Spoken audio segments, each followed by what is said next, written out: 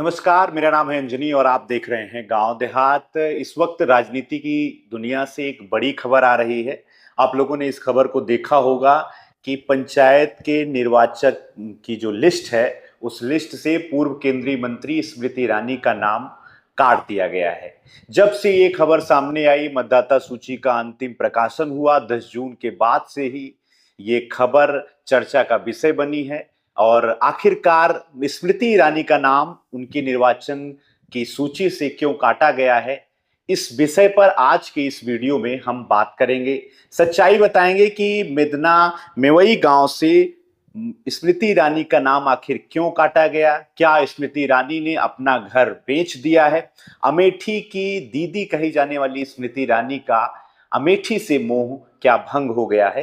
इस पूरे विषय पर आज के अपने इस वीडियो में हम बात करेंगे। सबसे पहले बात करते हैं इस पूरे मामले की। तो ये जो पूरा मामला है उत्तर प्रदेश के अमेठी जनपद का है। अमेठी जनपद के गौरीगंज विधानसभा क्षेत्र के अंतर्गत, गौरीगंज तहसील के अंतर्गत आने जाने वाली एक गांव जिसका नाम मेदन मेवई गांव था। इस मेदन मेवई गांव में स्मृति ईरानी ने अपना एक घर बनवाया था।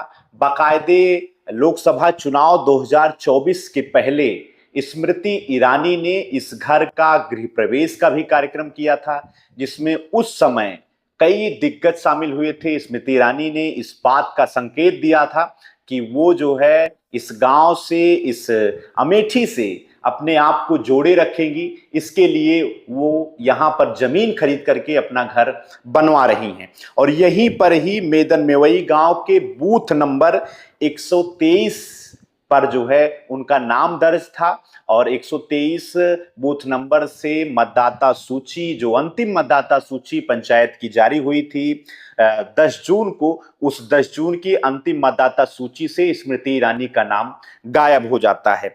सबसे बड़ा सवाल ये उठता है कि देश की इतनी बड़ी नेता का नाम आखिरकार मतदाता सूची से कैसे कट गया। क्या मौजूदा सांसद केएल शर्मा ने अपनी तरफ से कोई खेल किया, या कांग्रेस का गढ़ कही जाने वाली इस सीट पर स्मृति ईरानी के साथ मतदाता सूची में खेला हो गया। ये एक बड़ा सवाल उठता है। और इसमें जो अभी तक की जानकारी है, उस जानकारी के अनुसार इसमें तकनीकी और कानूनी तरीके से इसमें त्रुटियां हुई हैं। और इस पूरे मामले में अभी तक जो जानकारी स्पष्ट रूप से सामने आ रही है, वो जानकारी प्रशासन ने जो दी है। प्रशासन ने कहा है कि इस पूरे मामले की जांच कराई जाएगी। हालांकि विधानसभा स्तर पर जब एसआईआर का काम चल रहा था, तब जो है स्मृति ईरानी का नाम इसमें जुड़ा हुआ पाया गया था। स्मृति ईरानी ने अपना नाम मुंबई और दिल्ली से हटवा करके इसमें जुड़वाया था। उसके बाद जब मतदाता सूची पंचायत स्तर पर इस पे शुरू हुई, तब उसके वीएलओ अलग थे, तब उस एसआईआर की प्रक्रिया में बहुत सारी चीजें बिल्कुल अलग हो गई थी। अभी तक जो जानकारी सामने आई है, प्रशासन ने कहा है कि इस पूरे मामले की जांच कराएंगे। और जांच कराने के बाद प्रशासन का कहना है कि कई कई बार तो नामांकन जिस दिन दाखिल होना है उसके एक दिन पहले तक मतदाता सूची में, अंतिम मतदाता सूची में नाम जोड़ा रहा जाता है। फिलहाल अभी पूरा समय है, विधानसभा चुनाव में भी समय है, पंचायत चुनाव में भी समय है। तो इसमें मतदाता सूची में स्मृति ईरानी का नाम हर हाल में अगर वो जुड़वाना चाहेंगी तो जोड़ा जा सकता है। लेकिन सूत्रों के मुताबिक एक सबसे बड़ी खबर जो है वो ये है कि मतदाता सूची का जो नाम है, वो मतदाता सूची में नाम हटने का, नाम कटने का जो सबसे बड़ा कारण, संभावित कारण माना जा रहा है, वो जमीन का, मकान की रजिस्ट्री का है।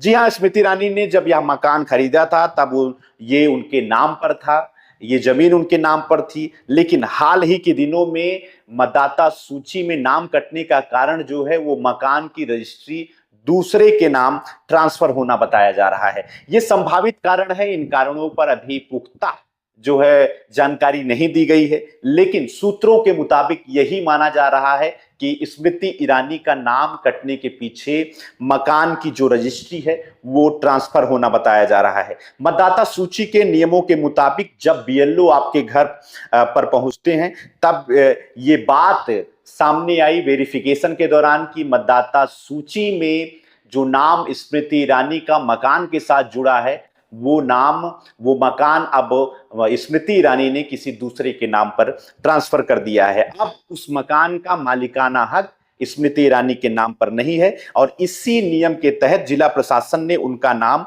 वोटर लिस्ट से काट दिया है। इस खबर के सामने आते ही सोशल मीडिया पर एक अलग बहस छिड़ गई। कुछ लोग इसे प्रशासनिक नियमों की कड़ाई का पालन करने वाला बता रहे हैं, कुछ लोग इतने हाई प्रोफाइल वाले नेता के मामले में इतनी जल्दी कार्रवाई कैसे हो गई, इस बात को दोहरा रहे हैं। स्मृति ईरानी जो है 2014 में अमेठी आती हैं, यहां पर वो चुनाव लड़ती हैं।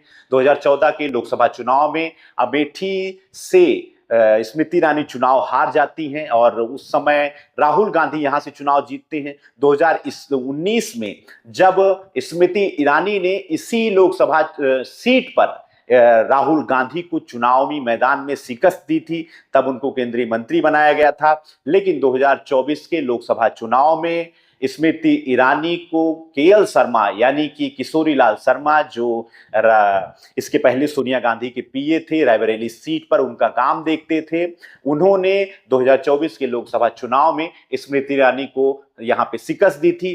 तब बड़ा एक प्रश्न उठा था कि क्या स्मृति ईरानी अमेठी से अपना संबंध बरकरार रखेंगी। तो स्मृति ईरानी ने बकायदा 2023-24 में ही यहां पर एक जमीन खरीद करके मेदन मेवई गांव में अपना एक घर बनवाया था और तब से लेकर के अब तक स्मृति ईरानी अपने आप को अमेठी से जोड़े रखी थी। अभी कुछ ही दिनों पहले स्मृति ईरानी का अमेठी का दौरा भी हुआ था, लेकिन मतदाता सूची से स्मृति ईरानी का नाम कटना एक बड़ा सवाल अपने आप में छोड़ जाता है। जी हां, स्मृति ईरानी के नाम कटने की, मतदाता सूची से नाम कटने की खबर जब सामने आती है, अंतिम मतदाता सूची 10 जून को जारी होती है, वहीं उस ग्राम पंचायत की प्रधान बबीता मिश्रा ने भी जिला प्रशासन को एक पत्र लिख करके इस पूरे मामले में स्मृति ईरानी का नाम जुड़वाने की सिफारिश की है।